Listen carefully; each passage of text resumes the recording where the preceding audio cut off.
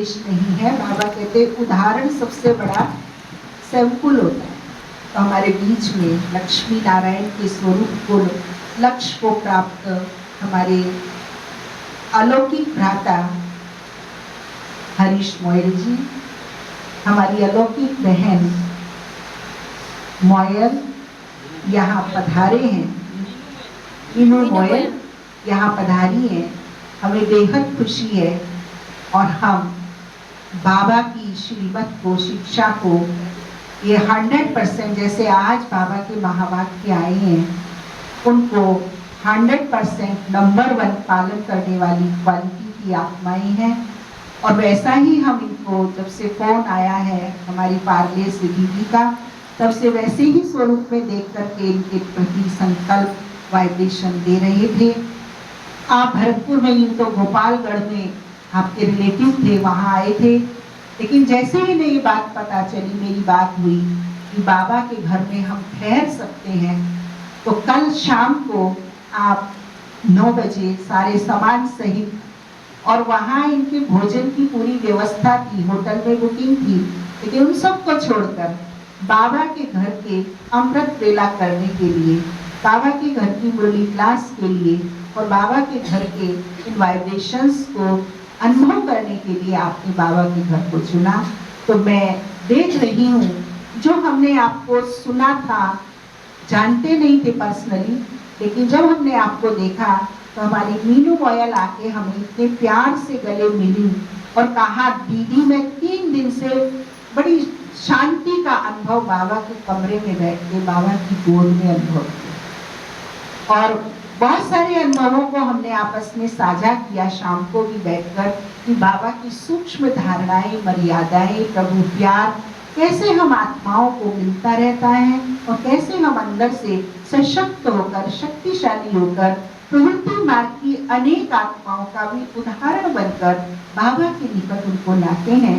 ऐसे अनेक अनुभवों को हमारे भ्राता मोयल जी ने और हमारी मीनू मोयल बहन ने साझा किया, और लग रहा है कि अब मैं फ्री हूँ, अब बाबा के घर में आ गई, माना मैं बहुत हल्की हो गई, फ्री हो गई और बहुत अच्छा मुझे हीलिंग हो रही है बाबा के घर आकर। तो ऐसा हमने आपके मुख कमल से सुना, और नैन कहते हैं, मन करता है कि ऐसी सारे बाबा के बच्चे ऐसे ही बन जाएं, तो वो दिन दूर नहीं जो बाबा की प्रत्यक्षता बहुत जल्दी हो जाएगी और स्वर्णिम दुनिया बहुत जल्दी हमारी धरती पर बाबा के कार्य को संपन्नता, संपूर्णता ला देगी। तो मैं आप और इनके बीच में अधिक समय ना लेते हुए मैं ये माइक मीनू मोयल जी को देती हूँ कि वो अपने अलौकिक अनुभव को आपसे साझा करें, क्योंकि हमारी तो परंपरा है, पहले आगे आगे बहने माइक मैं देती हूँ मीनू मोयल जी, क्योंकि मैंने सुना अपने हरीश मोयल जी का अनुभव कि पहले ही ज्ञान में चलते, और मीनू मोयल जी के जीवन में आने के बाद आपने धारणाओं को शुरू किया। तो हम हमारी शान, हमारी बाबा की वंदे मातरम की वो 2 फरिश्ते जो आए थे उसके बाद पूर्ण रीति धारणा शुरू हुई। जी शांति। बहुत अच्छा लगता है बाबा के घर पर आकर। मेरी छोटी बहन की शादी थी जयपुर में, तो 4-5 दिन में हम वहाँ पे बिजी थे, और एक फंक्शन भी भरतपुर में है आज। तो कल जब हम सेंटर में आए, बाबा के कमरे में बैठे, तो ऐसा लगा कि जो 4-5 दिन से हमारी जो एनर्जी थी और बहुत वहाँ नहीं लग रहा था, लेकिन जब बाबा के कमरे में बैठे तो ऐसा लगे कि हमारी बॉडी हील हो रही है। हम बहुत मिस कर रहे थे 4-5 दिन से वो चीज़, वो यहाँ पे आके अब इतना सुकून लगा, इतना अच्छा लगा कि सारी थकान जो थी वो दूर हो गई। और अनुभव तो बहुत सारे हैं इतने सालों में, लेकिन एक जो अनुभव है मैं आपके साथ शेयर करूँगी। जब हरीश जी तो शुरू से ही सेंटर जाते थे, मैंने इनसे ही सुना था। मेरी शादी से पहले मुझे नहीं पता था कि ब्रह्मा कुमारी के बारे में। जो इनके गुरुजी हैं वो बीके थे, तो जब हमारी शादी हुई तो गुरुजी के घर गए तो उन्होंने बोला कि आपको सेंटर जाना है। तो उज्जैन में पहली बार मैं जब सेंटर ली, वहाँ की उषा बहन ने, उन्होंने इतना प्रेम दिया, इतना प्रेम दिया। तो मतलब मुझे ऐसा लगा कि ऐसे निस्वार्थ भी कोई ऐसा इतना प्रेम दे सकता है हमें। तो बस वहाँ से ही मेरे मन में कोई दो राय कभी नहीं रही कि जिस भी सेंटर में जाना हो, किसी भी बहन से मिलना हो, क्योंकि इतना प्रेम मिलता था। फिर लेकिन जो हमारे जैसे फ्रेंड्स होते हैं, जैसे संग बोलते हैं, तो उन्होंने देखा कि हम लोग को ज़्यादा ही ब्रह्मा कुमारीज में हमारा बहुत रुचि हो गई है और हमारी नई नई शादी हुई है, तो अब तो ब्रह्मा कुमारीज में बहुत ज़्यादा इंटरेस्टेड हैं। तो उन लोगों ने अपने अपने तरीके से हमें बोला कि आप लोगों को ज़्यादा ब्रह्मा कुमारीज में नहीं जाना चाहिए, क्योंकि वो रिश्ते तोड़ देते हैं, हस्बैंड वाइफ को अलग कर देते हैं, भाई बहन बना देते हैं। तो अभी अभी तो आप लोगों का जीवन शुरू हुआ है, तो आप इधर घूमने जाओ, वहाँ जाओ, आप क्या रोज़ मुरली सुनने चाहती हो, आप क्यों ऐसा सेंटर जाते हो। तो हमें लगा कि नहीं, ऐसा तो हमने कभी महसूस नहीं किया। बहनें तो इतना प्रेम करती है कि इतना प्रेम हमें कभी कहीं माता पिता देते हैं, सब देते हैं, लेकिन जो सेंटर में जो बहनें प्रेम देती हैं, ऐसा तो हमने कभी महसूस नहीं किया। और हम ठीक है उनकी सुनते थे, लेकिन हमने उनकी उन शब्दों को कभी पालन नहीं किया, उन शब्दों का, क्योंकि हमें जो इन्जॉयमेंट, जो हमें जो प्रेम था, तो उसके आगे उनके शब्द हमें बहुत, हम मुस्कुरा देते थे, हाँ ठीक है नहीं जाएंगे, लेकिन हम कंटिन्यू जाते रहे। और हमने जो महसूस किया कि हमारे जो रिश्ते थे वो सेंटर में जाने के बाद और मधुर हो गए बहुत। और हमने कभी किसी दीदी ने आज तक हमें नहीं बोला कोई इस तरह की बात कि हमें ऐसा लगा हो कि हमारे रिश्ते खराब हो सकते हैं, हमारे रिश्ते मधुर हुए। आज हमारी अभी नवंबर में हमारी शादी को 22 साल हो जाएंगे, लेकिन हम तब से ही जा रहे हैं सेंटर। लेकिन जब हमारे बच्चे हुए देव और नित्या, उसके बाद से हमारा जो मतलब और जो पालना होती है सब चीज़ों की, वो बहुत ज़्यादा लॉकडाउन के बाद से भी। और जब बच्चे हुए तो हमें लगा कि हम तो जिस तरह की फैमिलीज को बिलोंग करते हैं, और हम तो धार्मिक या कुछ भी है ना बहुत ग्राउंडेड हैं, लेकिन हमारे बच्चे बॉम्बे में हैं, इस तरह के वहाँ का कल्चर थोड़ा अलग है। तो ऐसा नहीं हो कि हमारे जो ये बच्चे हैं कि अलग कल्चर सीख जाएं। तो हमने अपने बच्चों को भी सेंटर में ले जाना शुरू किया। सब दीदियों अगर स्कूल जाते थे तो उनको यूट्यूब पे सब सिखाना शुरू किया। हरीश जी सुबह मुरली जब जाते थे तो बच्चों को स्कूल भेजती थी, तो टाइमिंग ऐसा था कि मैं सुबह नहीं जा पाती हूँ। फिर हम शाम को बैठ के मुरली पे चर्चा करते हैं, बच्चों को बोलते हैं चलो आप इंग्लिश में बोलो, फिर दूसरे को बोलते हैं आप ट्रांसलेट करो, फिर ब्लेसिंग का स्लोगन तो लिखना ही लिखना है सबको डायरी में। तो इस तरह से करते करते हमने देखा कि देव नित्या हमसे भी ज़्यादा उनको इंटरेस्ट है। मतलब कभी मैं खाना कभी अच्छा नहीं बनता है तो मुझे बोलते हैं आज बाबा की याद में नहीं बनाया कि आज थोड़ा नहीं कम अच्छा बना है। तो देखते देखते बच्चों की रुचि भी इस तरफ हो गई, और आज देव 9th में है, नित्या 6th में है। तो दोनों बच्चे बड़े प्यारे हैं, बहुत अच्छे हैं। और हमें सब वो जो हमारे फ्रेंड्स हैं वो बच्चों को देखते हैं तो हम पूछते हैं तुम बॉम्बे में रहते हो, ये बच्चे इतने संस्कारी कैसे हैं, ये बच्चे अलग क्यों हैं। तो जो मेरी खास दोस्त है तो मैं उसको बोलती हूँ हम ब्रह्मा कुमारी में जाते हैं ना, इसलिए ये बच्चे ऐसे हैं।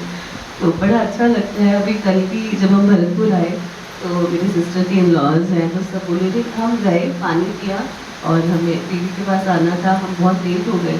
तो बोले नहीं हमने तो व्यवस्था करके रखी है, हमने खाना बना के रखा है। तो हमने बोला कोई बात नहीं, हम कल सुबह आके खा लेंगे, अभी तो हमें सेंटर ही जाना है, क्योंकि हम वो जो 4-5 दिन से वो एनर्जी हमारी वो हो गई थी, हमें थोड़ा सा हील करना है। तो हम यहाँ आए, और जैसे कि सब बहनें बहुत प्रेम देती हैं, तो बहन ने जितने अच्छे से गले लगाया, वो दृष्टि दी, तो बहुत अच्छा लगा। और हमेशा हमारी यही कोशिश है कि जितना भी हम जैसे किसी ने बोला था फॉलो फादर, तो हमारी पूरी कोशिश रहती है कि हम बाबा को फॉलो करें, और ऐसे बाबा का जो आशीर्वाद है, जो प्यार है, वो बना रहे। और कल दीदी को जो मैंने एक बात बोली, जैसे ना हम संकल्प करते हैं, जो अफर्मेशन करते हैं, तो वो ज़रूर पूरी होती है। और मेरा विश्वास हमेशा से रहा है। शुरू में संतोषी माता पे बहुत मेरा विश्वास, हाँ बहुत, कि मैं जो भी बोलती थी मुझे संतोषी माता को बोलती थी मेरा पूरा होता था। तो ऐसे ही अब जैसे सुबह हम अफर्मेशन करते हैं, संकल्प करते हैं, तो एक संकल्प ऐसा था मैं बहुत दिन से कर रही थी, और जब कल मैं बाबा के कमरे में बैठी और मैंने वही संकल्प किया, वही अफर्मेशन की, तो मुझे लगा, मतलब मुझे महसूस हुआ ये तो मेरा बहुत पहले ही पूरा हो गया है। तो वो तो मेरी आंखों में थोड़ी सी नमी भी आ गई थी, मैं ये तो मेरा पूरा हो गया है संकल्प। तो इसलिए बाबा को ज़रूर, जैसे दीदी ने बोला कि सूक्ष्म में भी कुछ बोलते हैं तो बाबा ज़रूर पूरा करता है। तो हम ये अनुभव करते हैं कि जो भी हम बाबा को कहते हैं, बाबा वो मतलब पूरा करते हैं। वैसे मैं कम बोलती हूँ, अभी मैंने बहुत ज़्यादा बोल दिया। तो ओम शांति, अभी हरीश जी को देते हैं, वो आपका मन। ओम शांति। देखा आपने, और जब जो प्रवीणा बहन बता रही थी, जब आप भोजन पे गए तो बताती है कि हाथ का मेहंदी लगी है ना, तो उसका एक्सप्लेनेशन दे रही थी कि बाई चांस जयपुर में मेहंदी लगाने वाली भी कोई बाबा की बच्ची आई और ये मने करे कि भाई मुझे भी लगवानी है, मैं तो बाबा की बच्ची हूँ, और वो बाबा की बच्ची मेहंदी लगाने वाली कहे कि मैं आपको जरूर लगाऊंगी। तो वो प्रवीणा बहन को एक्सप्लेनेशन करेंगी, मैंने कि नहीं, बाबा ने कहा है घर गृहस्थ में रहते हैं, तोड़ को निभाना है, ऐसा नहीं है, आपने कोई मर्यादा का उल्लंघन नहीं किया है। तो प्रवीणा बहन ने हिम्मत दी मेहंदी लगी को देखी। तो इस प्रकार से, क्योंकि संगीता बहन ने हमें पहले ही बोल दिया था कि वो शादी में उनकी मीनू बहन की खास शादी है और वो उसमें आएंगे, शायद वो आश्रम पे ना रुक पाए, क्योंकि थोड़े दिन के लिए तो आते हैं करते हैं, फिर उसमें भी वो करें तो थोड़ा सा अनईजी लगता है। लेकिन जैसे ही हमने हरीश मोहन भाई को बताया कि सेंटर पे रुक तो सकते, इतनी जगह है, तो उन्होंने इमीडिएट कहा कि नहीं, हम सेंटर पर ही रुकेंगे, रुक तो सकते नहीं, रुकना ही हमें आश्रम पर है, क्योंकि बाबा के घर अमृत वेला, बाबा के घर के वाइब्रेशंस जो हैं वो कहाँ हमें होटल में या परिवारों में नहीं मिल सकते। भोजन तो है ही बाबा का ब्रह्मा भोजन, इसे देवता भी तरसते हैं। तो आपने सुना कि हमारी मीनू मोयल किस प्रकार से बाबा की श्रीमत धारणा को, जो माँ का सबसे पहला कर्तव्य होता है, पति की आज्ञाकारी बनकर पति को श्रेष्ठ कार्य में मदद करना और बच्चों के अंदर उन श्रेष्ठताओं को लाना, तो उसकी वो प्रैक्टिकल प्रामाणिक मदर बनकर बाबा की लाडली बच्ची बनकर चल रही है। मैं हृदय की गहराई से मीनू मोयल का हार्दिक अभिनंदन इस विश्व शांति भवन के सभागार में बाबा की ज्योति की सगली पर करती हूँ। अभी ये माइक देते हैं भ्राता हरीश मोयल। महफूज हुए हम, इतने लोग आज इनके गीतों को गुनगुनाकर, और बर्थडे तो किसी की बनती नहीं है बिना हरीश मोयल जी के गीत के, सबके लिए वो जरूर बजता है।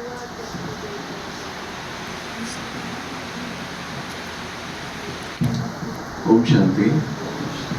सबसे पहले तो आप सबका शुक्रिया कि आप आए, क्योंकि इसी के लिए तो हर जगह सेंटर में इस परिवार से मिलने के लिए तो तरसते हैं सब कि चलो इतने सारे भाई बहन से मिलना होगा।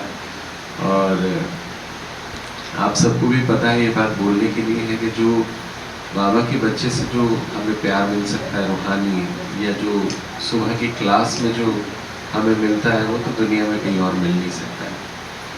तो बस इसीलिए अब कोई भी अच्छी चीज़ होती है तो इंसान वहाँ खींचता ही है, और ऐसी बाबा अपने आप खींच लेता है। और जिनसे शादी हुई है, मेरी साली है वो, सिस्टर इन लॉ, वो हमारे साथ थी कई साल।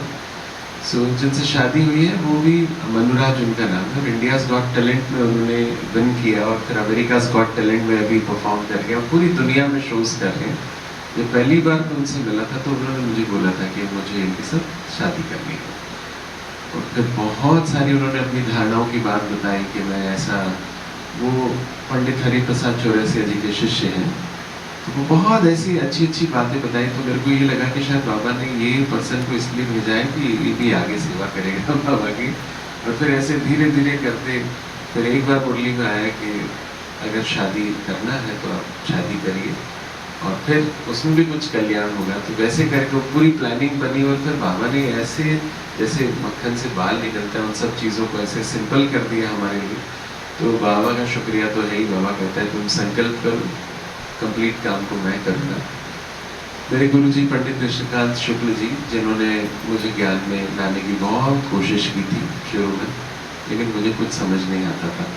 उसका कारण ये है कि बचपन से ही मुझे सिर्फ सेवाओं के लिए बुलाया जाता था सेंटर पे। कभी शिवरात्रि है तो भाई तुम गाना गा देना, कभी इनका ये है तो गाना गा देना, ये गाना गा देना, गाना गा देना। इसलिए बाबा कहते हैं कि स्व सेवा भी जरूरी है। अगर हम, लेकिन पता नहीं था वो 16-17 साल की एज में, हम किसी ने मेरा कोर्स नहीं कराया 7 दिन का, और वो 7 दिन का कोर्स की महत्वता क्या होती है मुझे मुंबई आने के बाद पता चला। क्योंकि आप जब सेंटर में जाते हो तो आप कहाँ जा रहे हो, क्यों जा रहे हो और किससे मिलने जा रहे हो, ये 3 चीज़ें जब तक पता नहीं हो तो फिर सेंटर में जाना सिर्फ अच्छा खाना खाना, अच्छे लोगों से मिलना और थोड़ा सा शांत हो जाना, यहीं तक सीमित हो जाता है।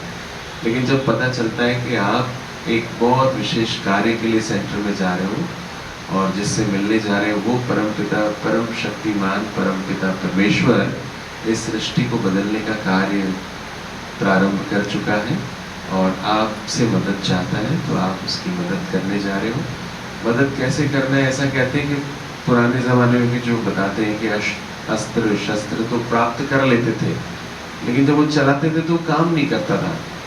तो फिर वो बोलते थे काम तो किया ही नहीं इस अस्त्र ने, तो बोलते नहीं इस मंत्रोच्चारण के साथ आपको इस अस्त्र को चलाना है, तब वो काम करेगा। तो फिर वो मंत्र सीखे। तो बाबा हमें रोज एक मंत्र देते हैं कि आपके अस्त्र शस्त्र, सबसे बड़ा शस्त्र तो हमारा संकल्प का है कि जैसा हम सोचेंगे वैसा हम बन जाएंगे। आज भी बाबा ने बोला। और मुझे जो गाना भी मिला सबसे पहले दिव्या दीदी ने गवाया था, जैसा सोचोगे तुम वैसा बन जाओगे। 4-4 लाइन गा भी देता हूँ। जैसा सोचोगे तुम वैसा बन जाओगे, जैसा कर्म होगा वैसा फल पाओगे। श्रेष्ठ कर्म का आधार है खुद का कर लो दर्शन, यही जीवन का सार है, यही जीवन का सार है। तो ये गाना जब गाया उसके बाद मुझे पता नहीं कहीं शहर में जाना हुआ था। उसके पहले मैं बहुत सारे फिल्मों के लिए ट्राई कर रहा था। उसके पहले बिग स्टार आई में अवार्ड भी जीता था, लेकिन वो गाने थोड़े दिन चलते थे, फिर बाद में कोई सुनता ही नहीं था। आजकल भी आप देखेंगे ना, कोई फिल्म का गाना बहुत बढ़िया हिट हो जाता है, एकदम सब बच्चा बच्चा गाता है, और फिर थोड़े दिन के बाद में वही गाना भूल जाते हैं लोग और कोई नया गाना आ जाता है। तो जैसे लोग कहते हैं पुराने गानों की लाइफ बहुत ज़्यादा थी, अब वो लाइफ बहुत कम हो गई। हर क्षेत्र में आप कुछ भी इन्वेंशन भी करते हैं ना, तो वो लाइफ बहुत छोटी होगी। लेकिन ये गाना तो इतने साल पुराना गया था, अभी भी सेंटर में बसा। आज भी जो गाना बनाया था वो तो 5-6 साल हो गए। अभी थोड़े दिन पहले यूट्यूब पे मेरे कमेंट आया था कि भाई ये मेरे बाबा है साथ गाना 8 साल का था मैं तब मैंने पहली बार सुना था, अब मैं 18 साल का हूँ, मैं रोज सुनता हूँ। तो मैंने बोला बाबा मैंने सही जगह इन्वेस्ट किया है। तो ऐसा मुझे लगता है परिवार और ऐसे सुनने वाले, एक मेरे गुरुजी हमेशा बात बोलते थे कि आप जब गाना गाते हो और आपने जब गाना ख़त्म किया तो गाने में तासीर ऐसी होनी चाहिए कि लोग ताली बजाना भूल जाए। मैं इसमें अपने संगीत विद्वता की बात नहीं कर रहा हूँ, बहुत विद्वान संगीतकार हैं जो बारिश करा देते हैं, जो ऐसा करा देते हैं, लेकिन अभी इस वक्त दुनिया में अगर किसी भी कला की ज़रूरत है तो वो लोगों के मन को शांत करने की कला होनी चाहिए। क्योंकि लोग बहुत बहुत दुखी परेशान, आप किसी से भी बात करोगे, अगर मुंबई में तो ऐसी हालत है कि अगर थोड़ी भी उनसे आपने हमदर्दी की तो वो रोने लग जाते हैं, इतनी तकलीफ है लोगों के मन में। तो मुझे लगता है कि बाबा ने मुझे ये कार्य दिया है कि अपने संगीत से, अपने गानों से लोगों के मन को शांत करना है, बाबा की प्रत्यक्षता करानी है। और मुझे खुद भी, अगर हम खुद नहीं करेंगे तो फिर वैसा हो नहीं सकेगा। तो थोड़ा सा मैं लालची हूँ, मैं सोचता हूँ देखो अब मैं सब धारणा का पालन कर रहा हूँ, ऐसा करो वैसा करो। अब आपको ना लोगों को, मेरे अंदर ऐसी शक्ति, बाबा भी कहता है मास्टर सर्वशक्तिमान बनो, है ना, मास्टर सुखदाता बनो, मास्टर शांतिदाता बनो। मैं समझता हूँ बाबा मुझे भी ऐसा बनाओ, हम सबको भी वो संकल्प करना चाहिए और बाबा से रोज ही मुरली सुन के और वहाँ से पॉइंट उठा के अगर उसको जीवन में धारण करेंगे तो दुनिया की कोई ताकत हमें मास्टर शांतिदाता सुखदाता बनने से रोक नहीं सकती। मैं तो संपूर्ण, मेरे को ऐसा लगता है जब भी कोई भाई बहन मिलते बोलते भाई आपका गाना सुन के ना बाबा से योग लग जाता है, तो मैं सोचता हूँ कि संगीत का या अपनी कला का इससे सही उपयोग, इससे बेहतरीन उपयोग कि आपकी उस कला को, पहले तो बात आपकी है नहीं, आपने ली है, आपको दी है बाबा ने, उसको थोड़ा सा आपने यूज करके और अगर किसी को फिर से उससे जोड़ दिया तो फिर आपका संपन्न सफल होता है। तो आप जो भी कार्य करें, मैं तो यही रिक्वेस्ट करूँगा कि आप भी बाबा को याद करके कर्मयोगी अवस्था में करें, तो फिर बल्ले बल्ले शावा शावा पूरी दुनिया में हो ही जाती है। सो क्या बोलूं दीदी, बस बाकी अनुभव बहुत सारे हैं। गुरुजी हमारे बहुत कमाल पर्सनालिटी थे। उज्जैन में हम लोग थे और पुराना लकड़ी का घर था, मैं दुकान में बैठता था, बाबूजी ने मेरे मना कर दिया था कि भाई ये इस चक्कर में नहीं पड़ना तुम्हें गाने वाने के, हाँ दुकान में बैठो चुपचाप, एक बिगड़ गया वही बहुत है। तो बड़ा मुश्किल से वो म्यूजिक सीखा। फिर जब धीरे धीरे अवार्ड जीतने लगे, जब धीरे धीरे जब मैं मुंबई गया तो माया नगरी है वो, उसका नाम माया नगरी ऐसे ही नहीं है, वो माया ऐसे पकड़ती है ना, यहाँ से नहीं पकड़ती है, यहाँ से पकड़ती है। और जब वहाँ पे जब कोर्स मेरा हुआ नहीं था, शादी हो गई थी, हम लोग मुंबई शिफ्ट हो गए थे। देखो भावना और धारणा इसमें अंतर है ना। बहुत सारे लोग बोलते नहीं नहीं बहुत अच्छे हैं, अरे दीदी बहुत अच्छी बात करती हैं। अरे भाई अच्छी तो बात करते हैं, अच्छे तो हैं, लेकिन वो क्यों कर रहे हैं तो समझना जरूरी है। ये क्या चल रहा है, ये यज्ञ क्यों चल रहा है, ये कौन लोग हैं, सृष्टि परिवर्तन कैसे होगी। आज हर दिन अगर आप देखें गूगल न्यूज में हर जगह कोई कह रहा है वो कोई धरती से टकराने वाला है, कोई कह रहा है वो उधर उन्होंने ये बॉम्ब बना लिया है, कोई कह रहे हैं ये होना है। अब देखो हिंदू मुसलमान की ही बात नहीं है, सिर्फ दुनिया में आपस में घरों में जो लड़ाई है वो दिन ब दिन बढ़ती जा रही है, कहीं पे भी कम नहीं हो रहा है। और बाबा की बताई हुई सारी बातें मुरली में 4-5 पॉइंट भी अगर आप मोटे मोटे याद रखें, बाबा ने बोला था राष्ट्रपति भवन भी आपका होगा, मुझे आशा दीदी का घर होगा। उसमें बाबा का आप झंडा देखो फहराएगा। हर दिन कोई ऐसा नहीं जाता है जिस दिन राष्ट्रपति जी की कोई ब्रह्मा कुमारी के साथ एक्टिविटी नहीं होती है ना। बाबा ने बोला था कि आप घर से भी नहीं, हाँ शुद्धल की पालना पूरा चेंज कर दे। मैं दीदी थोड़े दिन पहले मुझे नेवी के जो वाइस नेवी चीफ है घुरमुड़े जी, वो मुझे ज्ञान सरोवर में मिले थे, तो उन्होंने अपना परिचय नहीं दिया ये कौन है, उन्होंने सिर्फ अपना बोला कि ये नेवी में है, और कोई परिचय देने लगे तो उन्होंने मना किया उनको। फिर जब बात हुई, एक बार मुझे फोन आया कि दिल्ली में एक आपका प्रोग्राम रखा है और नेवी के लोग, तो मैं गया, बहुत भव्य प्रोग्राम था, सारे वाइट, नेवी वाले तो वैसे भी वाइट पहनते हैं, सो बहुत सारे लोग वहाँ पे बने थे। जब वो प्रोग्राम संपन्न होने वाला था, जब कंप्लीट हो गया तो मैंने पूछा कि गाने फिर हम उस हिसाब से लेंगे तो क्या ओकेजन है, तो उन्होंने बोला ओकेजन कोई नहीं सर, इन्होंने बोला था कि आपका प्रोग्राम करना है इसलिए यही ओकेजन है। और बाबा के गाने से उन्होंने प्रोग्राम शुरू कराया। तो देखिए हमारी सेवा और किस लेवल पे लोग सेवा कर रहे हैं। मतलब आप देखिए आर्मी में बहुत प्रोटोकॉल होते हैं, बहुत सारी चीज़ें होती हैं। थोड़े दिन पहले मैं भोपाल में गया था अवधेश देवी के पास, तो मम्मी ने शरीर छोड़ा था, तो उसके 11-12 दिन बाद वहाँ पे उन्होंने एक प्रोग्राम रखा छोटे ऑडिटोरियम में। वहाँ पे वो सचिव आए थे विधानसभा के, उन्होंने 4 दिन बाद विधानसभा में, तो संकल्प चल करना है आपको बस सेवा का। अगर मन में कोई भी संकल्प है, विधानसभा में अवधेश दीदी ने 10 मिनट बाबा का ज्ञान सुनाया, जहाँ पे प्रोटोकॉल होता है ओम शांति बोलने में भी। तो ऐसे ऐसे कमाल के अनुभव हैं लाइफ के, जो बहुत छोटे छोटे में सुना है मैंने, और आपके भी जीवन के बहुत सारे अनुभव होंगे। एक आखिरी अनुभव ये है कि जो मुरली कमाल, जो मैजिक बाबा ने क्या कर दिया है, आप कोई सवाल लेके बैठ जाओ, ध्यान से मुरली सुनो, ऐसा किसी के साथ नहीं होता है कि उसका आंसर नहीं मिला। अच्छा, आप में से किसी को कभी मुरली में कोई सवाल का आंसर मिला, वो एक बार हाथ उठा दो ना। ये देखो रोज मिलता है, संपर्क मिलता है, कल जो दिनचर्या रही होती है उसका सारा डिटेल आता है। और जो गड़बड़ भी की होती है ना, वो बाबा का कान में खींच और कान खींचने के बाद तो इतना प्यार से समझाता है। तो ऐसी समझाइश बाबा ने मुझे बहुत बहुत दी, और उन समझाइशों की वजह से आज मैं क्या ही बोलूँ, मैं समझता हूँ कि हमसे खुशकिस्मत या हमसे ज़्यादा बेहतरीन ज़िंदगी किसी की हो नहीं सकती। कभी कभी पीछे ऐसा मन में आता था कि बाबा अभी भी तो बहुत अच्छा है, देखो इतना अच्छा परिवार मिलता है, हम जाते हैं इतना अच्छा भोजन मिलता है, सिंगर हैं, गाना गाते हैं, तो बोला क्या जरूरत है सतयुग की, यही हमारा सतयुग है है ना, क्योंकि सतयुग में तो बाबा भी नहीं होगा। तो बहुत सारी ऐसी बातें हैं जो हमें जीवन में कहते हैं, संगम पुरुषोत्तम युग कहते हैं, सर्वश्रेष्ठ युग संगम को माना गया है। तो मैं तो शुक्रिया बोलूँगा बाबा का कि बाबा ऐसे युग में आपने अपना हाथ हमारे हाथ में लेकर और हमें इस मुश्किल दौर से भी ऐसा आसानी से निकाल रहे हो, उससे बेहतरीन जिंदगी का और तो कोई हो नहीं सकता है बात। इससे ज़्यादा हमारी अगर खुशकिस्मती की मापदंडी देखें तो जहाँ पे दुनिया एकदम हालत ख़राब है, रात को नींद नहीं आ रही है, वहाँ पे बाबा का जो सच्चा बच्चा होता है वो बाबा की गोद में ऐसे सोता है जैसे तो ये सारे अनुभव हैं, बहुत सारे आप सबके भी हैं। तो आज अच्छा, अमृत वेले की भी कहानी ऐसी है, देखो मतलब कहते हैं लोग, अरे आप इतनी जल्दी कैसे उठ जाते हो? मैं रात को 3 बजे भी अगर सोया हो ना, तो वो एक वक्त ऐसा होता है उस समय नींद खुलती ही है ना, और वो जो वक्त होता है ना उस समय बाबा से जो बात करने में जो मज़ा आता है। अच्छा, आज ही मैं अमृत वेले में मैंने कुछ लिखा है, मैं आपको सुना देता हूँ। आजकल कुछ ये जो आज सुबह गाना चल रहा था, ये बाबा ने मुझसे ही लिखवाया है। सो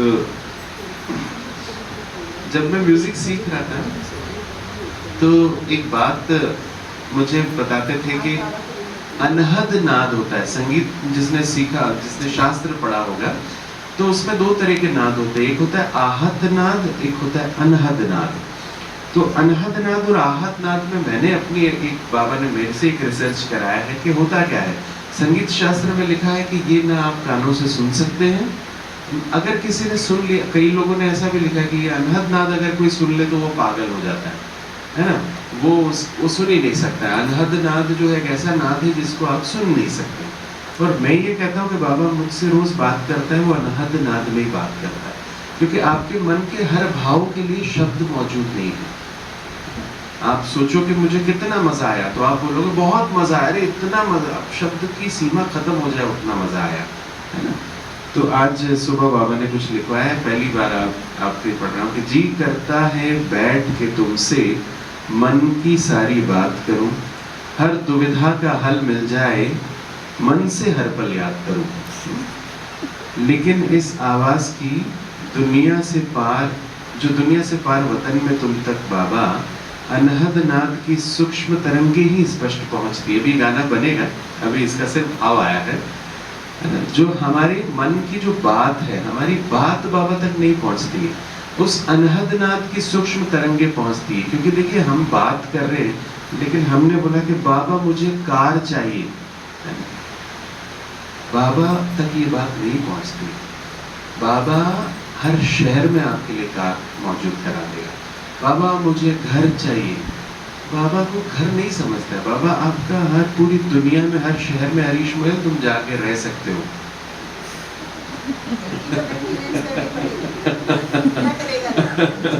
तो देखिए हम कितनी छोटी चीज मानते हैं, लेकिन बाबा उन सूक्ष्म तरंगों को समझता है। कई बार कोई चीज हमारे लिए ठीक नहीं होती है, तो बाबा बदल के उससे ज्यादा सुख सुविधा हमें देता है। आखिर में मैंने मन की बात को शब्द नहीं, बस मन की तार समझती है ना। तो ये बाबा से जब कभी कुछ बात भी करनी हो तो हमें उन सूक्ष्म तरंगों का, उस अनहद नाद का प्रयोग करना होता है। सो एक गाना जो मैं पहले, मेरे कोई भी गाने नहीं बने थे तब मैं ये गाना हमेशा गाता था। पल भर जब भी होते अकेले, पास मेरे आ जाते हो, धीमे धीमे कानों में अनहद नाद सुनाते हो। एक किरण अनदेखी आती, राह दिखा कर जाती है, भरते हुए न किसी ने देखा, पर झोली भर जाती है। सोचो तुमको कौन मिला कौन तुम्हारा साथी है, कदम कदम पर मदद तुम्हारी, ये एहसास।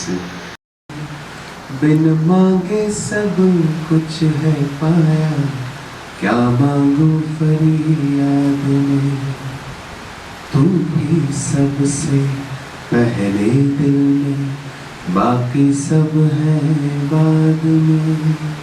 हम तो सदा महफूज होंगे साहिब तेरी याद में, दाता तेरी याद में, मौला तेरी याद में, ईश्वर तेरी याद में, बाबा तेरी याद में। तो वो चुप हो गए, बोल ही नहीं रहे कुछ। तो फिर दीदी ने फोन लिया तो बोले भाई वो थोड़ा इमोशनल, फिर वापस बात की तो बोले भाई मैं आपका गाना रोज सुबह ऑफिस आने से पहले सुनता हूँ और इतनी शांति लगती है मुझे। और ये दीदी आए थे तो मैंने इनसे पूछा कि गाना किसने गाया है, फिर मैंने बात कराई। फिर उसके बाद फोन कट गया, थोड़ी सी बात होने के बाद फिर उसे दीदी का फोन आया, अरे भाई वो भाई ने हमारा काम 1 सेकंड में कर दिया कुछ मिनिस्ट्री। तो देखिए कैसे कई बार ना ये गाने भी मदद करते हैं, है ना। लोग ज्ञान नहीं सुनते, लोग यहाँ तक नहीं पहुँच पाते, लेकिन अब हम ऐसे गाने बनाएं जो कि लोगों को गाना सुन के ना बाबा की प्रत्यक्षता हो, बाबा से प्यार हो, किसी भी नाम से वो पुकारे। बहुत मुस्लिम भाई है, सारंगी प्लेयर है, मोमिन भाई, अभी उनके सारे गाने मेरे सारे गानों में सारंगी आ रही, वो इतना प्यार हो गया उसका बाबा से, है ना। तो ऐसे धीरे धीरे हम भी दीदी अपने स्तर पे सेवा कर रहे हैं तो ऐसे बाबा कहता है हर वर्ग की हर वर्ण की सेवा करनी है। तो ऐसे प्यारे बाबा का बहुत बहुत शुक्रिया, ऐसे प्यारे सुंदर परिवार का बहुत शुक्रिया, हमारी दीदियों का बहुत शुक्रिया जिन्होंने अपना पूरा जीवन इस सृष्टि को बदलने के कार्य में लगा दिया है। और हम तो बहुत छोटे से हाथ दे रहे हैं, उंगली दे रहे हैं अपनी, लेकिन मुझे लगता है कि वो उंगली भी हमारे जीवन का आधार बनेगी। आने वाला युग जो है, ये परिवर्तन का युग जो है, आने वाले समय में बहुत सारी मुश्किलें दुनिया के सामने जिन लोगों ने बाबा को नहीं पहचाना आएंगी ही। आप किसी भी क्षेत्र के इंसान से पूछो, चाहे इकोनॉमी के इंसान से पूछो, चाहे साइंस के, चाहे डॉक्टर के, चाहे पॉलिटिकल, हर तरफ ये लहर है कि भाई मुश्किलें बहुत आगे इकट्ठा हो रही हैं और वो कभी भी एक विध्वंस का रूप ले सकती है। तो ऐसे समय पे हमें बचाने वाला वो सर्वशक्तिमान, उसकी उंगली कभी छोड़े ना हम। आज भी बाबा ने बोला कि बड़ी अच्छी लाइन बाबा ने बोला कि संकल्प, उमंग और लक्ष्य ये तो पक्का होता है, संकल्प सबका है, उमंग भी है और लक्ष्य भी है, लेकिन बस कमी हो जाती है हमारी दृढ़ता में, है ना, हमारी धारणाओं में ही गड़बड़ हो जाती है। मेरी भी हो जाती है, कभी कभी दाल खिचड़ी पे आना पड़ता है लेकिन राइस कुकर और ये सब चीज़ें हम लोग, तो अन्न की धारणा भी बाबा ने इसलिए बोली, आप खा के देखिए आपका इमीडिएटली माइंड चेंज होगा, है ना। आप जैसा भी गड़बड़, जैसे बच्चों का बताया मीनू ने कि बता देते हैं कि आज बाबा की याद में नहीं बनाया गया, तो बाबा की याद में वो मैंने सिर्फ चावल बनाया था, उसमें गोभी, आलू और दीदी सोया बड़ी थी, लेकिन वो ऐसा बना कि और इतना बड़े पतीले में बनाया था, वो सब लोग मतलब पूरा खत्म हो गया वो और लोग हाँ, तो मैंने बोला बाद में, मेरे बोला अब आप बताओ इसमें प्याज लहसुन था या नहीं, बोले हाँ था, मैंने नहीं था सो कभी ऐसा भी आप रखा दीदी, वो मैं इधर सबको बना के खिलाऊं तो बहुत शुक्रिया। खाने को तैयार है, और मुझे बताएं, हम सब खाएं। बड़ा पतीला चाहिएगा उसके लिए बस सब कुछ है। आप कितना बड़ा चीज़ तो बहुत शुक्रिया। बच्चे दीदी अभी ना वहाँ से नहीं निकल पा रहे हैं, मतलब लेट हुए, रात को भी काफ़ी लेट, तो बच्चों से मिलने के लिए मैं आपको ये वादा करता हूँ कि एक दिन हम लोग जिस भी दिन क्लास में या तो कल या ऐसे उनको मैं लेके आता हूँ और फिर सबसे हम लोग मिल लेंगे। आप कल भी अगर क्लास में आ रहे होंगे तो कल मैं उनको लेके आऊँगा। बहुत शुक्रिया आपका एंड थैंक यू बाबा का, आप सबका बहुत शुक्रिया। एक लाइन सिर्फ आखिरी में सुना देता हूँ मैं जाते जाते, आप सब भी मेरे साथ गाइएगा। छोटा सा अनुभव है, माता जी ने मेरी ना बहुत भक्ति मार्ग में, बहुत अव्वल गीता पाठी, लेकिन उनका ना अन्न की धारणा शुद्ध नहीं थी, तो उस वजह से क्या हो गया, शरीर में 10 साल डायलिसिस पे रही और फिर आखिर में उन्होंने 8 महीने हो गए, 8 महीने पहले शरीर छोड़ा। तो जब वो शरीर छोड़ रही थी ना तो हम लोग पहुंच गए थे, हमें पता चल गया था, डॉक्टर ने बोला था मल्टीपल ऑर्गन फेलियर है, तो जब तक हम पहुंचे ना, उनका एकदम शरीर बिल्कुल निढाल हो चुका था, वैसे भी बहुत ज़्यादा कमज़ोर हो गई थी वो। तो मैं तो बाबा से रोज़ बोलता था सुबह आने के लिए कि बाबा अब इनको ना आप बहुत प्यार से लेके जाना है आपको। और मेरे से जितना होता था उतना ज्ञान मैंने सुनती थी, बहुत प्यार से सुनती थी, लेकिन धारणा बिल्कुल भी नहीं थी उनकी। जब उनका शरीर छूटने का मौका आया तो फिर घर में बोला सबने कि आप गीता का पाठ करो। तो पहला मेरे भांजे ने पढ़ा, दूसरा पाठ मेरी सिस्टर ने पढ़ा, तीसरा पाठ था वो। तो तीसरे पाठ में सिर्फ और सिर्फ मोक्ष की बात चल रही थी, है ना। और वो उस दिन, जिस दिन उन्होंने शरीर छोड़ा, उस दिन ऐसा था, वो मोक्षदायिनी एकादशी थी, जो आधा दिन आज थी और आधा दिन कल थी। तो बाबा ने तो मोक्ष के बारे में हमें बताया कि भाई मोक्ष में तो जाना ही नहीं है हमको तो सतयुग में आना है ना। तो मोक्ष एक धारणा है लोगों की कि मोक्ष एक छोटे काल का है, जहाँ पे आप उस परम धाम, उस शांति धाम में काल के लिए आप जाके रुक जाओगे, शायद थोड़े समय के लिए आप इधर आओ। लेकिन मैं तो समझता हूँ कि जब आपको श्री कृष्ण के साथ खेलने को मिले, है ना, उनकी गोपी बनने को मिले, उनका सखा बनने को मिले, तो फिर ऐसा मोक्ष क्या काम का जो श्री कृष्ण का साथ छूट जाए तो मैं उनसे ये डिबेट करता था हमेशा, और वो इसी बात पे हमेशा ना अड़ जाती थी। तो बस अब हुआ कि भाई अब शरीर छूटने वाला है, डॉक्टर ने भी आके चेक कर, इधर वो टैप करते। तो मन में तो मेरे सच बात बताऊं खुशी थी बहुत। ये भी बाबा ने ज्ञान दिया है कि किसी की माँ मर रही हो और वो खुश हो, तो बाबा बोलता है हलवा खाओ, अम्मा मरे तो भी ये तो ऐसा हंस नहीं सकते ना हम जोर से। लेकिन मुझे खुशी इस बात की थी कि इस तकलीफ से वो मुक्त हो रही हैं। बाबा इनको जो भी अगर आपको जीवन देना है या अपने पास बुलाना है, जैसा भी करना है, आप प्लीज़ मेरा सारा जो पुण्य है वो इनको दे दो। गीता चल रही थी, गीता को मैं अपने हिसाब से ट्रांसलेट कर रहा था और वो चल रहा था। और जैसे ही वो पाठ गीता का ख़त्म हुआ, मीनू भी गवाए और हमारे साथ 20-25 लोग और गवाते, मम्मी के मुँह से आवाज़ निकली जो कि इम्पॉसिबल था, क्योंकि जब मल्टीपल ऑर्गन फेलियर हो जाए शरीर में, सिर्फ दिमाग के अलावा, हार्ट के अलावा कुछ भी नहीं चलता है तब। अब वो आवाज़ आई और उन्होंने अपनी आंखें खोल दी। मैं और मेरा भाई आए, देखा तो उनका चेहरा ऐसा बदला जैसे गुजरात दादी के टाइम में बाबा आते ना, चेहरा कैसा रोशन हो जाता था, पता चल जाता था कि बाबा आया है। मुझे मम्मी का चेहरा देख के लगा कि कुछ तो परिवर्तन हुआ, इनको कुछ साक्षात्कार की स्थिति दिखी है, कुछ दिखा है इनको। और वाकई में उन्होंने आंखें खोल के ना मुझे देखा, ना बच्चों को देखा, ना भाई को, ना गुरु को, किसी को नहीं देखा। बस ऐसा सफ़ेद चेहरा हुआ, हल्की सी स्माइल थी, और वो 4-5 सेकंड के बाद उन्होंने एकदम जैसे रिलैक्स नहीं हो जाते हैं, वो आंखें बंद की। मेरा संकल्प ये बोलता है, मेरे मन की भावना ये बोलती है कि वो वक्त था जब उनको बाबा आया और बाबा ने, उन्होंने एक बार बोला था ऐसा, मैंने बोला था आप बोलो प्यार से, मेरा बाबा, तो बोलती थी मेरा बाबा, गाती थी बहुत अच्छा सो ऐसा एक बार भी अगर दिल से हमने साथ में मन से अगर बाबा को याद किया ना, तो आखिर में तो वो हमें ले जाएगा। टेंशन की कोई बात नहीं है। अगर कोई गड़बड़ गलती हो गई है तो वो सुधारने का मौका है। एक बार प्यार से मैं जब गाऊंगा तो आप भी साथ में गाना, मेरे बाबा है साथ। ठीक, उस लाइन में गाता हूँ। थोड़ा लंबा डिस्क्रिप्शन हो गया पर बताना जरूरी था अनुभव सबको अच्छा लगता है।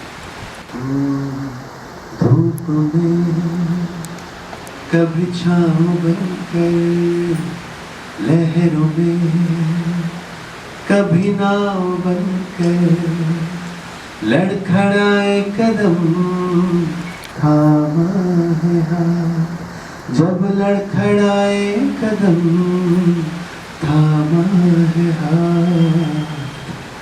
मेरे बाबा है साथ, मेरे बाबा है साथ, मेरे बाबा है साथ, मेरे बाबा है साथ। जब भी छाने लगे अंधेरा, मेरे संग संग चले जो सवेरा।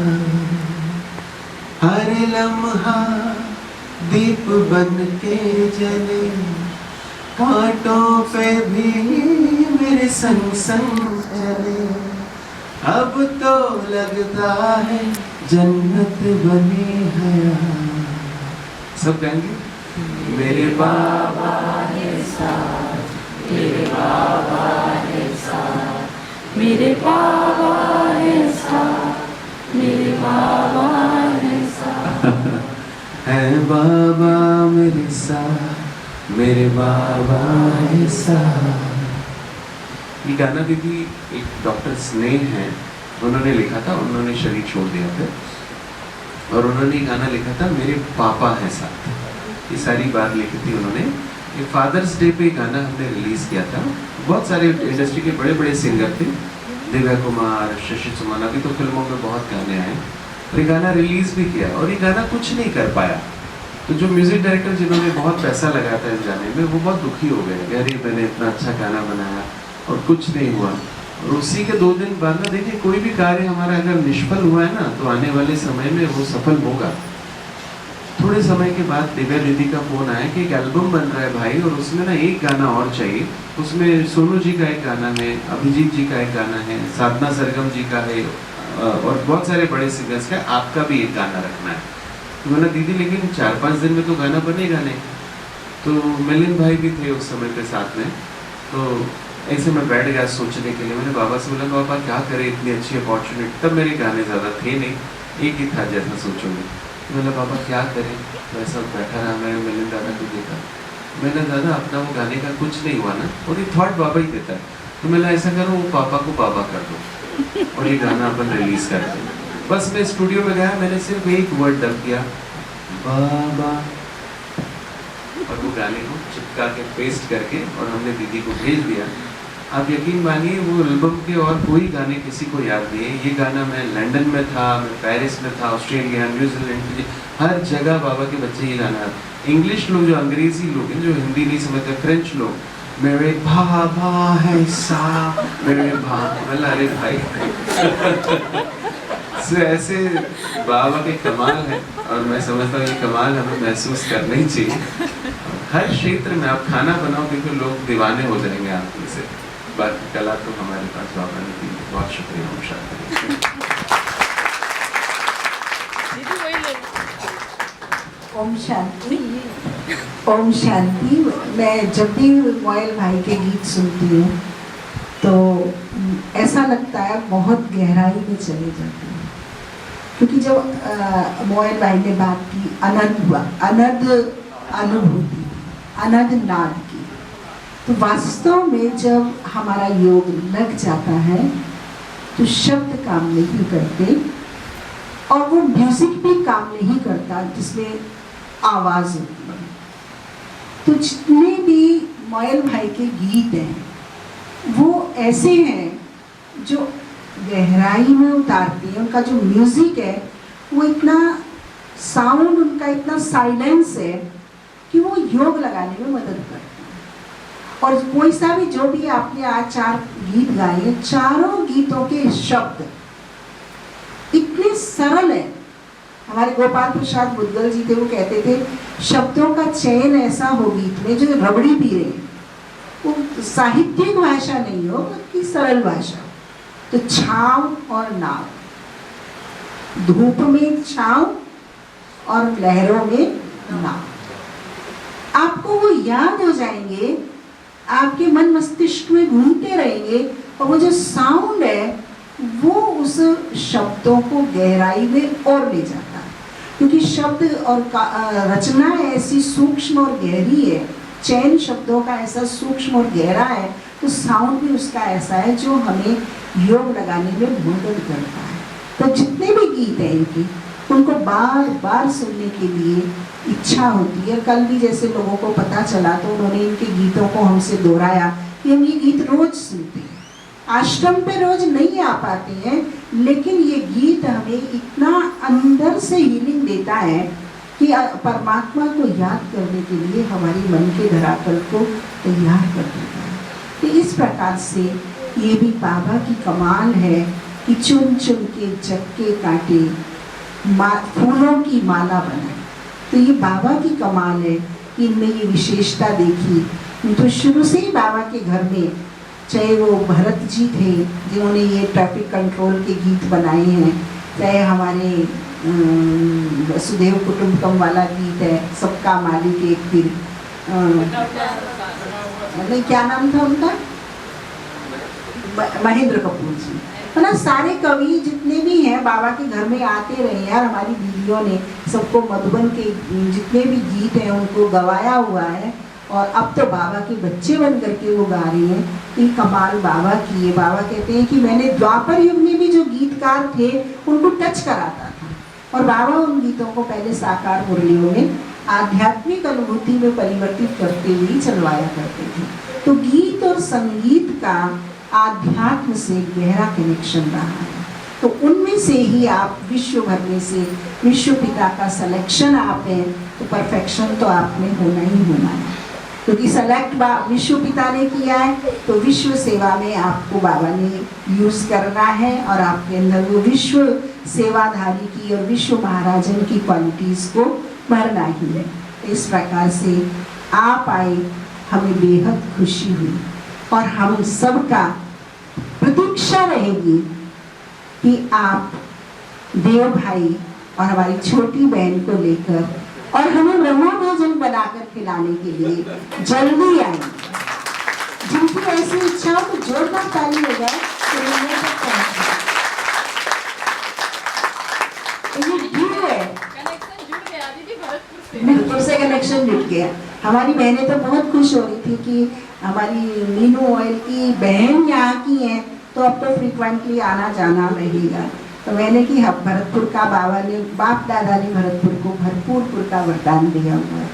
तो बाबा ने ये वरदान यूं ही नहीं दिया, यहाँ पर भी जैसे बर्ड सेंचुरी है, देश विदेश के पंछी आती हैं, ऐसे बाबा के घर में वरिष्ठ से लेकर पूरे विश्व भर की आत्माएं यहाँ आती रहती। योगी आत्माएं, ब्रह्मचारी आत्माएं अपने प्रकंपन फैलाने के लिए बाबा के घर आती हैं, और हम सबको भी अपने उस भरपूर पूर्णता का अनुभव कराकर जाती हैं। तो हमें बेहद खुशी है, और हम यही चाहेंगे कि आप जल्दी आइए। अभी बर्ड सेंचुरी का सीजन नहीं है, बर्ड सेंचुरी का जब सीजन होगा तब आप देव को लेके आए, और तब उस समय सबको चावल भात या पुलाव बिरयानी बना करके खिलाना, हम सब खाएंगे, साइज दे देंगे अपने मुंह का। तो इस प्रकार से हमें बेहद खुशी हुई। बाबा के सच्चे पक्के बच्चे तो जहाँ जाते हैं अपनी रूहानी खुशबू को फैलाते हैं, बाबा की याद और बढ़वाते हैं, और अपने पुण्य को और सबके पुण्य को बाबा की श्रीमत पर बढ़ाने का कार्य करते हैं। ओम शांति। अभी हम बहनों से निवेदन करेंगे कि हम अभी तक तो पूजा बहन की और देव भाई और छुगुड़िया की इंतज़ार में थे, लेकिन अभी आप सबका हार्दिक स्वागत भी करेंगे, अभिनंदन भी करेंगे। हमारी बबीता बहन, गीता बहन, संस्कृति बहन तीनों आ जाएंगी, और आकर के उनको जो प्रवीणा बहन बताएं उसके माध्यम से स्वागत करेंगे। हम सब प्रत्यक्षदर्शी बनकर बाबा है पास, बाबा है साथ की अनुभूति से अनुभव करें। खातिर हमारे दूर से चल के जो आप ओम शांति। बहुत ही सुंदर अनुभव भ्राता जी ने और बहन मीनू जी ने हम सब के बीच में रखे। आपका दिल से बहुत बहुत आभार और शुक्रिया। अभी इनके सम्मान में मैं दीदियों से अनुरोध करती हूँ कि उनको सर्वप्रथम पटका, जैसा कि आप ब्रजभूमि में प्रवेश हुए थे और इस ब्रजभूमि में आप रहेंगे तो राधे ही राधे का गुंजायमान आप सुनते रहेंगे।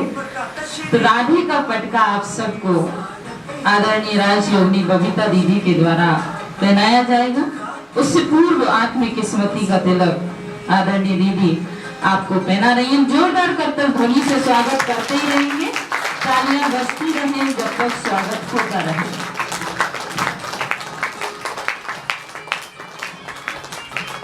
आज आपने ताली भी नहीं बजाई ना, गीत के साथ ताली बजाते रहो।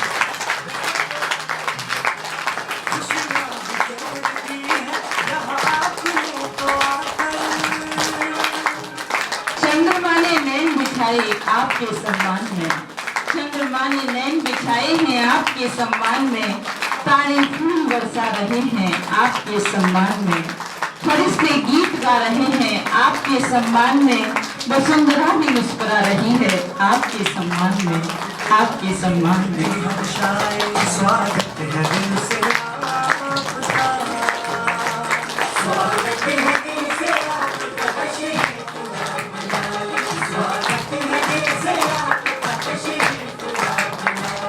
खातिर हमारे दूर से।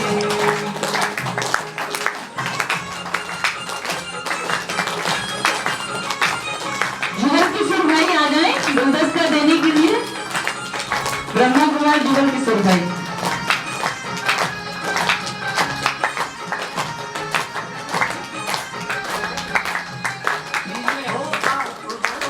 जागृति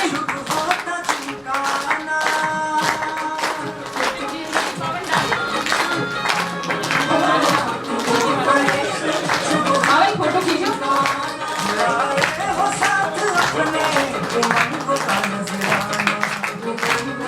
अपने घर में इस भरतपुर में रूहानी संसार में, अपने ही घर में इस भरतपुर में रूहानी संसार में करने स्वागत सभी खड़े बेगमपुर दरबार में। करने स्वागत सभी खड़े बेगमपुर दरबार में। स्वागत करते भाग्य विधाता और ब्राह्मण परिवार में। स्वागत करते भाग्य विधाता और ब्राह्मण परिवार में। स्वागत करते आप सभी का स्वागत बारंबार है, स्वागत बारंबार है। तालियां कैसे धीमी पड़ रही, बजाते रहो। दीदी फोटो कीजिएगा ना।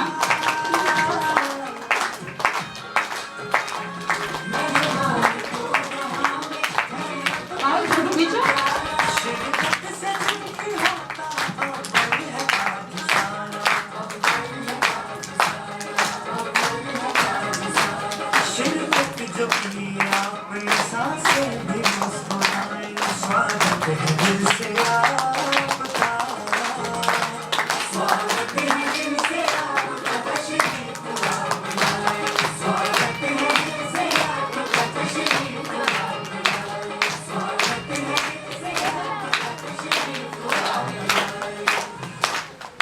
हंसते रहे आप हजारों के बीच, हंसते रहे आप हजारों के बीच, जैसे हंसते हैं फूल बहारों के बीच। जैसे हंसते हैं फूल बहारों के बीच, रोशन होते रहे आप हजारों के बीच, जैसे रहता है चांद सितारों के बीच। जैसे रहता है चांद सितारों के बीच। बहुत बहुत हार्दिक आभार, शुक्रिया और स्वागत और अभिनंदन। यूं के साथ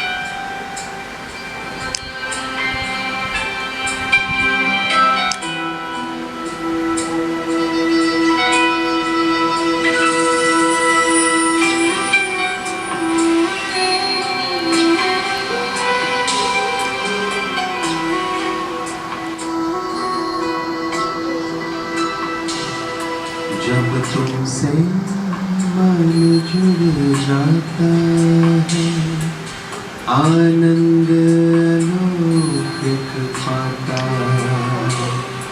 जब तुमसे मन जुड़ जाता है, आनंद अलौकिक पाता है। तुमसे मिलने की चाहत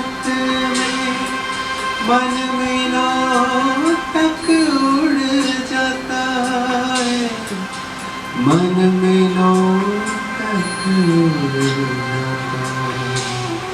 जब तुमसे मन जुड़ जाता है, आनंद अलौकिक।